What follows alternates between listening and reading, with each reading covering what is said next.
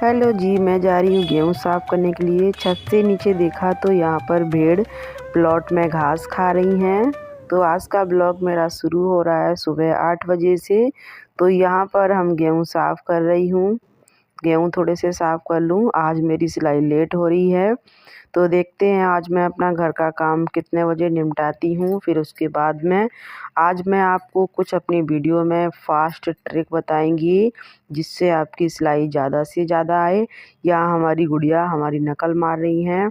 इन्होंने देखा कि मैं भी साफ़ करके देख लूँगी हूँ, कह रही थी मम्मा कैसे करते हैं, मैं भी करके देखूँ। तो आज मैं ज़्यादा से ज़्यादा सिलाई है उसके बारे में आपको बताने वाली हूँ। वीडियो को पूरा देखना है आपको। आज आपको पता चल जाएगा कि अपनी बुटीक का काम कैसे बढ़ाएं। तो वेलकम आपका आरती स्टिच ब्लॉग में। मैं हूं आरती, आप हमारे चैनल पर आए हैं, हमारी तरफ से प्यार भरा नमस्कार। तो आप कैसे हो, मुझे उम्मीद है आप खुश होंगे। तो चलिए फ्रेंड्स, आज की वीडियो में टॉपिक पर बात करेंगे। तो जैसे कि आप घर में सिलाई कर रहे हैं तो उसको अपनी सिलाई कैसे बढ़ाएं। सिलाई बढ़ाने के लिए आपको ये तरीका आजमाना है, जैसे मैंने भी अपनाया है। वो तरीका क्या क्या है, तो चैनल को आपने अभी तक सब्सक्राइब नहीं किया है तो चैनल को सब्सक्राइब करके बेल आइकन को प्रेस कर लें। तो चलते हैं अपने टॉपिक पर। आपने क्या क्या करना है देखिए। अभी हमारे पास जो साड़ी है, ये हम इस साड़ी से ब्लाउज़ कटिंग कर रहे हैं। तो हम इसमें ब्लाउज़ कटिंग करके साड़ी पे पीको करने वाले हैं। तो अगली वीडियो में आपने देखा ही होगा कि हम अपने पीको की मशीन कैसे टेबल पर लगाते हैं। अगर आपने वो वीडियो नहीं देखनी है तो वीडियो देख लें। हमारे पास एक स्टैंड है, उस पे हम 2 मशीनों को कैसे चलाती हूँ, तो आगे हम वीडियो में बताने वाले हैं आपको। अगर सिलाई का काम नहीं चल रहा है, बहुत ही ज़्यादा परेशान हैं, घर पर ही अगर आप सिलाई कर रहे हैं, देखिए क्या होता है अधिकतर जैसे हम घर पर सिलाई करते हैं तो लेडीज़ों को इतना ज़्यादा विश्वास नहीं होता है कि वाकई में ये सिल लेती होगी। अगर नए कोई कस्टमर होते हैं, जैसे एक दूसरे से अगर कोई बोलता है, मेरा कहने का मतलब है कि जैसे कोई भी लेडीज़ आपके पास सूट सिला के ले गई, लेकिन उसको तो पता चल ही जाता है कि यहाँ पर फिनिशिंग से कपड़े सिले जाते हैं या फिर ये रेट भी कम लेती हैं और इनके कपड़े अच्छे वाकई में सिले जाते हैं। लेडीज़ के अंदर क्या होता है कि जैसे अगर उनसे कोई बोले कि ये यहाँ पर कपड़े अच्छे सिलती हैं, तो उनके अंदर एक पहले से विश्वास नहीं होता है कि वाकई में यहाँ सिल भी लेती होंगी या नहीं। जब तक वो सिलवा के नहीं देख लेती हैं तब तक उन्हें विश्वास भी नहीं होता है। और लेडीज़ का काम थोड़ा सा आपको पता ही है कि कितना ज़्यादा है। तो और मैं कहना चाहूँगी कि उनका काम बहुत ज़्यादा ध्यान से किया जाता है। तो मैं पीको करने जा रही हूँ, यहाँ हमारी फ्रेंड आई हुई है, हम उससे बात कर रही हूँ। तो आज मैं आपको वीडियो में अच्छे से बता देंगे। वाकई में अगर ये ट्रिक आप आजमाओगे तो आजमाने की बात मैं बहुत दूर की बात रही, लेकिन आप इस तरह से अगर करोगे काम तो निश्चित तौर पर आपकी सिलाई गारंटी के साथ बढ़ेगी। जैसे कि आपसे हम कहना चाह रहे हैं कि आप घर पर ही अगर कर रहे हैं तो आप अपने नाम से कोई छोटे कार्ड लेते हैं, जैसे कोई छोटे कार्ड लें, उसमें आप अपने बुटीक का नाम अच्छे से चुनकर उस पे छपवाएं। फिर आपको वो कार्ड अपने जानने या आसपास के लोगों को दें, उनको कहें कि आप किसी और को दें।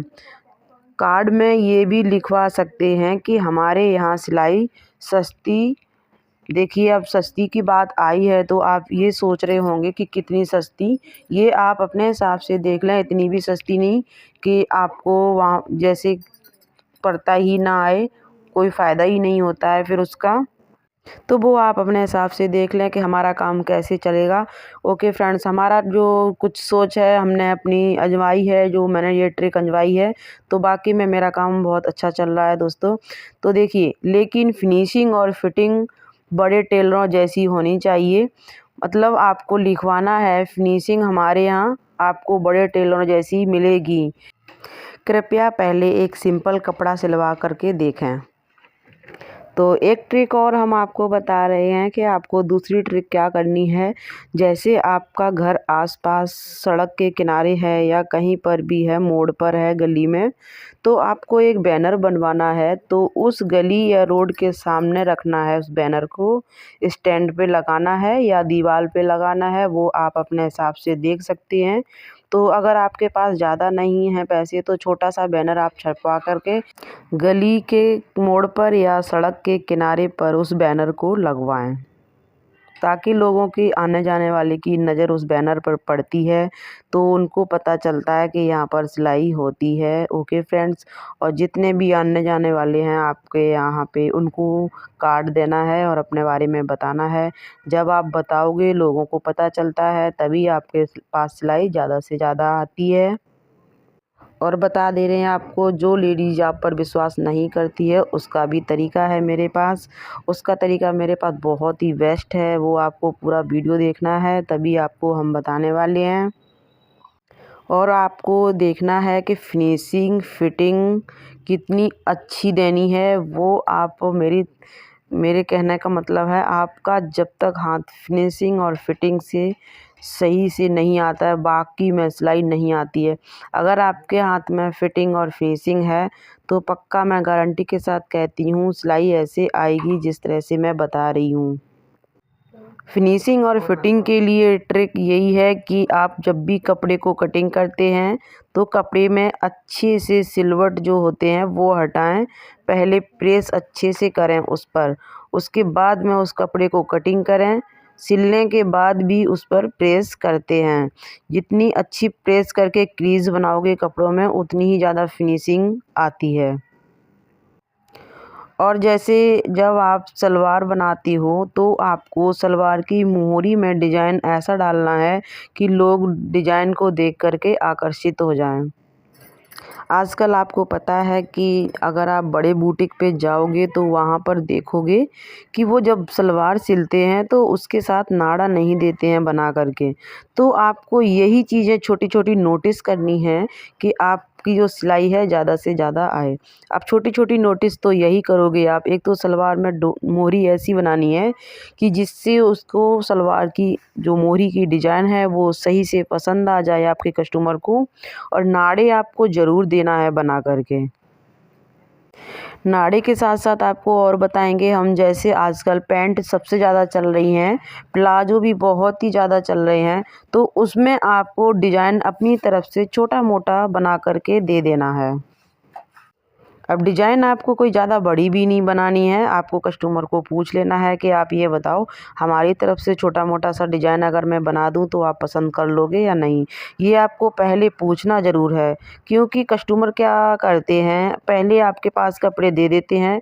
वो अगर अपनी तरफ से अगर कुछ करने की कोशिश करो तो अगर आपने अपनी तरफ से कुछ एक्स्ट्रा कर दिया, बहुत सी की आदत होती है कि उन्हें पसंद भी नहीं होता है, तो इसलिए पूछना बहुत ज़रूरी होता है।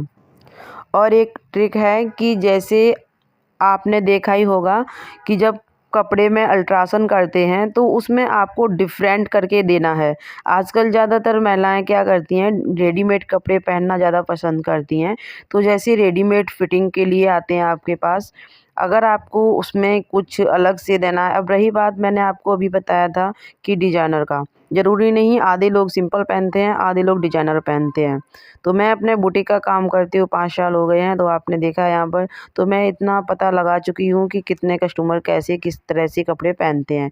तो आपको शुरू में तो यही करना है कि अगर डिजाइनर जो लड़की हुई या कोई भी महिला हुई, अगर वो डिजाइनर कपड़े सिलवाना चाहती है तो उसको फिटिंग में भी आपको कुछ यूनिक सा करके देना है। रेडीमेड को ऐसे तराशना है उस कपड़े को कि जिससे उसको पसंद में आ जाए। जैसे सिंपल कुर्ती ली है तो उसमें आपको कुछ अलग से लुक दे देना है बना करके। देखिए, थोड़ी सी मेहनत करनी पड़ती है डिजाइनर बनाने के लिए। अब लुक देने के लिए बात करेंगे तो वो हम अगली वीडियो में बताएंगे कि पुराने कपड़ों में लुक कैसे देंगे।